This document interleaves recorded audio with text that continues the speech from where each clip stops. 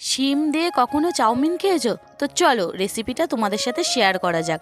প্রথমে আমি চাউমিনটাকে সেদ্ধ করে নিয়েছিলাম, তারপরে শিমগুলোকে কেটে নিয়েছি।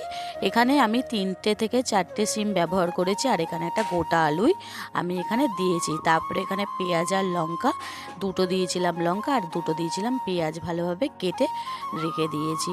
এবারে কড়াইটা ভালোভাবে গরম হওয়ার পর আমি দিয়ে দেবো সাদা তেল। তারপরে পেঁয়াজ আর লঙ্কাটাকে ভালোভাবে ভেজে নেবো। পেঁয়াজ আর লঙ্কাটা একটু ভালোভাবে ভাজা হওয়ার পর আমি আলু আর শিমটাকে দিয়ে দেবো। আর আলু আর শিমটাকে ভালোভাবে নেড়ে চেড়ে নিতে হবে। আর আমি এখনও পর্যন্ত নুনটা দিইনি, এবার এখন দেবো হচ্ছে নুন। তোমরা স্বাদ মতো নুন দিয়ে নেবে।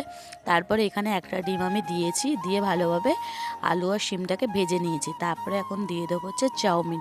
আর তোমরা কারা কারা শিম দিয়ে এরকম মানে চাউমিন খেয়েছো আমাকে অবশ্যই কমেন্ট করে জানিও। আমার তো সত্যি বলতে খুব খুব ভালো লাগে। তারপরে লাস্টে একটুখানি ছড়িয়ে দিয়েছি একটু স্বাদ মতন চিনি। আর এইদিকে তিশানকে একটু খেতে দিয়েছি। আমি বললাম বলতো খেয়ে কেমন হয়েছে, ভাইয়ের তো খুব ভালো লেগেছে, সত্যি কথা বলতে দারুণ হয়েছে। তোমরা অবশ্যই বাড়িতে ট্রাই করে দেখো। টাটা।